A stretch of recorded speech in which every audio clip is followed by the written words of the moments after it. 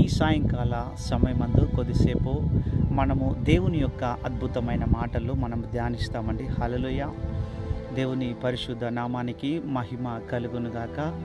అయితే ఈ యొక్క అంత్యకాల దినముల్లో అపవాదిగాడు ప్రయోగిస్తున్నటువంటి ఒక వెపన్ను మనం చూస్తున్నట్లయితే మన యొక్క ప్రార్థన జీవితంపై వాడు దాడి చేస్తూ ఉంటాడు. అవును ప్రియులారా, కొత్తగా మనము ప్రభువును అంగీకరించినప్పుడు చర్చికి రెగ్యులర్గా వెళ్తాము, వాక్యాన్ని ధ్యానిస్తాము, పాటలు పాడతాము, ప్రార్థన చేస్తాము. తరువాత ఏమవుతుందంటే, ఎప్పుడైతే నీ ప్రేయర్ లైఫ్ అనేది తగ్గిపోతుందో, ఎప్పుడైతే నువ్వు దేవునికి ఇవ్వాల్సిన సమయాన్ని అపవాదిగాడు దొంగిలిస్తాడో, నీ ఆధ్యాత్మిక జీవితము పతనమైపోతుంది. అంతేకాకుండా నీ ఆత్మానుసారము, నీ అంతరంగ పురుషుడు నశించిపోతాడు. అది లాస్ట్కి ఏమవుతుందంటే అది మరణానికి దారితీస్తుంది. అందుకే రోమీయులకు రాసిన పత్రిక 7వ అధ్యాయం 18వ వచనంలో మనం చూసినట్లయితే, శరీరము ఆత్మకు, ఆత్మ శరీరముకు ఒకదానికి ఒకటి వ్యతిరేకంగా పోరాడుచున్నవట. హల్లెలూయా. శరీరానుసారమైనటువంటి జీవితము మరణానికి మార్గమై ఉంటే, ఆత్మానుసారమైనటువంటి జీవితము జీవానికి మార్గమై ఉన్నదట. హల్లెలూయా. మీరు ఆత్మానుసారంగా ప్రవర్తిస్తే శరీర ఇచ్చలు మీరు నెరవేర్చరని దేవుని వాక్యము సెలవిస్తూ ఉంది. హల్లెలూయా. అందుకే మన శరీరములో మనలో 2 పోరాటాలు జరుగుతున్నాయి. ఒకటి శరీరానుసారమైన జీవితము, రెండవది ఆత్మానుసారమైన జీవితం అన్నట్టు. ఈ 2 ఒకదానికొకటి వ్యతిరేకంగా యుద్ధము చేస్తూ ఉంటాయి. మీ అంతరంగ పురుషుని యందు మీరు బలము పొందినట్లయితే మీ యొక్క ఆ శరీర స్వభావమైన శరీరానుసారమైన జీవితాన్ని మీరు జయించగలుగుతారు. ఒకవేళ మీ అంతరంగ పురుషుడు కనుక బలహీనమైతే మీ శరీరపరమైనటువంటి జీవితము బలముగా పనిచేస్తుంది. ఇది మరణానికి దారితీస్తుంది. అంతేకాకుండా ప్రియమైన దేవుని ప్రజలారా, ఈ యొక్క శరీరానుసారమైనటువంటి జీవితమట ఎంత మాత్రము ధర్మశాస్త్రానికి లోబడదట. దేవుని నీతిని నెరవేర్చదు, దేవునికి వ్యతిరేకంగా పనిచేస్తుంది. అందుకే శరీరంగా ప్రవర్తించే వ్యక్తులలో ఆ కోపము, అసూయ, ఆ కలవరము, ఆ మత్సరము, ఆ క్రోధము, ఆ వ్యభిచారపు క్రియలు అనేది ఈ శరీరానుసారమైనటువంటి జీవితము మనిషిని లాగివేస్తూ ఉంటుంది, మనిషిని పాపమునకు లాగివేస్తూ ఉంటుంది. అందుకే శరీరానుసారమైనటువంటి వ్యక్తులు దేవుని యొక్క చిత్తాన్ని ఏమాత్రము నెరవేర్చరు కనుక మనము ఆత్మానుసారమైనటువంటి జీవితాన్ని జీవించాలని ప్రభు మనతో మాట్లాడుతూ ఉన్నాడు. అందుకే మీ ఆత్మను ఆర్పకుడి, విమోచన దినము వరకు మీరు ముద్రింపబడి ఉన్నారని దేవుని యొక్క వాక్యము సెలవిస్తూ ఉంది. ప్రియులారా, అయితే మన అంతరంగ పురుషుడు మరి ఏ విధంగా బలాన్ని పొందుకుంటాడు అనంటే, మనము శారీరక దారుఢ్యము కోసము మనము బలమైన ఆహారాన్ని, మంచి ప్రోటీన్స్ ఫుడ్ తీసుకున్నప్పుడు మన యొక్క బాహ్య శరీరం ఏ విధంగా అయితే స్టెమినా కలిగి ఉంటుందో, మన ఆత్మానుసారమైన జీవితకు, మన అంతరంగ పురుషునికి బలము పొందాలి అనంటే మనము దేవుని వాక్యాన్ని ధ్యానించు వారమై ఉండాలి, దేవుని స్తుతించు వారమై ఉండాలి, దేవునికి ప్రార్థన చేయు వారమై ఉండాలి. కనుక ప్రియమైన దేవుని ప్రజలారా, అయితే ఈ రీతిగా మనము దేవుని ఎప్పుడైతే దేవునితో ఒక సత్సంబంధాన్ని మనం కోల్పోతామో, మన ఆత్మీయ జీవితం, మన ఆత్మానుసారమైన జీవితము కృంగిపోయి మరలా మన యొక్క జీవితం పతనంలోనికి పడిపోతుంది. ప్రియమైన దేవుని ప్రజలారా, అందుకే ఆ యెషయా గ్రంథము మీరు 60వ అధ్యాయము 2వ వచనంలో చూసినట్లయితే, చూడుము భూమి మీద చీకటి కమ్ముచున్నది, చూడుము ఇగో జనముల మీద చీకటి కమ్ముచున్నదని రాయబడి ఉంది. అంటే ఎవరైతే ప్రజలు ప్రార్థన చేయకుండా ఉంటారో, దేవునితో ఉన్న సంబంధాన్ని కోల్పోతారో, దేవుని యొక్క చిత్తాన్ని నెరవేర్చకుండా తమ యొక్క అంతరంగ పురుషునికి కావలసినటువంటి ఆత్మీయ ఆహారాన్ని అందించరో, వారి జీవితాలపైన అపవాదిగాడు దాడి చేస్తూ ఉంటాడు. అందుకే చూడుము జనములపైన చీకటి కమ్ముచున్నదని రాయబడి ఉంది. అదే యెషయా గ్రంథము మనము 60వ అధ్యాయము 1వ వచనంలో మనం చూసినట్లయితే అక్కడ ఒక మాట రాయబడి ఉంది, లెమ్ము తేజరిల్లుము, యెహోవా యొక్క మహిమ నీ మీద ఉదయించుచున్నదని రాయబడి ఉంది. ఎప్పుడైతే మనము ప్రార్థించే వారముగా ఉంటామో, దేవుని వాక్యాన్ని ధ్యానించే వారముగా ఉంటామో, దేవుని స్తుతించే వారముగా ఉంటామో, మన మీద ఆయన వెలుగు ప్రకాశిస్తుంది కనుక, ఎప్పుడైతే వెలుగు నీ మీదికి ప్రకాశిస్తుందో, ఎప్పుడైతే నీ అంతరంగ పురుషుడు బలాన్ని పొందుతాడో, ఎప్పుడైతే నీ ఆత్మ దేవుని ఆత్మ చేత కనెక్ట్ చేయబడుతుందో, ఆ యొక్క ఆ చీకటి అనేది తొలగిపోతుందని ప్రభుపేట ప్రియమైన దేవుని ప్రజలారా మీకు తెలియజేస్తా ఉన్నాను. హల్లెలూయా. అందుకే మీరు చూడండి, దానియేలు గ్రంథం 6వ అధ్యాయంలో చూసినట్లయితే the devil is trying to stop the prayer life of the Daniel. దానియేలు యొక్క ప్రార్థన జీవితాన్ని నాశనం చేయాలని, పతనం చేయాలని అపవాదిగాడు ఆ యొక్క రాజు కింద ఉన్న 3 ప్రధానులలో దానియేలు ముఖ్యుడైనప్పటికీ మిగతా 2 వ్యక్తులు దానియేలు మీద ఒక కక్ష కట్టి వారు ఏం చేస్తారంటే రాజు దగ్గరికి పోయి ఒక శాసనాన్ని, ఒక ఆజ్ఞను తీసుకొచ్చి ఆ యొక్క రాజముద్ర వేపిస్తారు. ఏమిటి అనంటే, రాజా నీకు తప్ప భూమి మీద ఏ దేవునికి కూడా ఎవ్వరు ప్రార్థన చేయకూడదు, నీకే 30 దినముల వరకు ప్రార్థన చేయాలని ఒక శాసనాన్ని తీసుకొస్తారండి.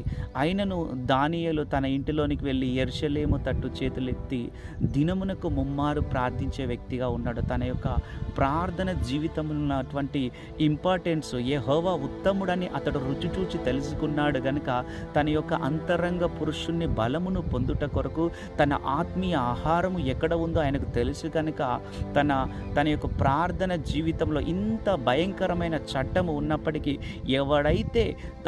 ఎవడైతే రాజుకు కాకుండా వేరే దేవతలకు మొక్కుతారో వారిని సింహము బోన్లో వేస్తాము, సింహాలు ఉన్న బోన్లో వేస్తామని చెప్పినప్పటికీ కూడా దానియేలు ఏమాత్రము సందేహపడకుండా, భయపడకుండా తన యొక్క జీవము గల దేవుణ్ణి ఆరాధించే వ్యక్తిగా ఉంటాడు.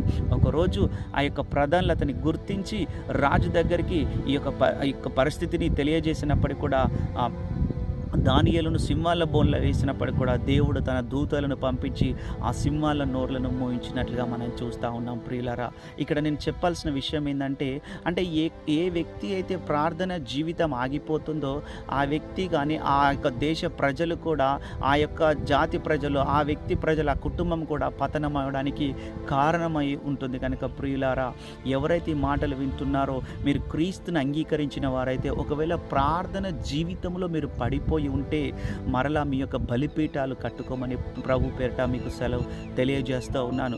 మీ యొక్క ప్రార్థన జీవితంలో మీరు పడిపోయినట్లయితే మరలా మీ యొక్క బలిపీఠాన్ని కట్టుకోవాల్సిందిగా ప్రభు పేరిట ఈ మాటలు తెలియజేస్తూ ఉన్నాను. అవును ప్రియులారా, కొత్తగా చర్చికి వచ్చినప్పుడు ప్రభువును బాగా ఆరాధిస్తూ ఉండవచ్చు, పాటలు పాడుతూ ఉండవచ్చు, స్తుతించుతూ ఉండవచ్చు. ఎప్పుడైతే నీ యొక్క ప్రార్థన జీవితం తగ్గిపోతుందో, నీవు దేవునితో ఉన్నటువంటి సంబంధాన్ని కోల్పోతావో, ఆటోమేటిక్గా నీలో శరీర సంబంధమైన ఆలోచనలు, అంటే దేవుని నీతిని నెరవేర్చని అవిధేయత సంబంధమైనటువంటి లక్షణాలు మానవుని మీద అవి ప్రభావాన్ని చూపిస్తాయి. అందుకే అపవాదిగాడు ఎవ్రీ టైం నెగిటివ్ థాట్స్ అన్ని బ్రెయిన్కు సెండ్ చేస్తూ ఉంటాడు.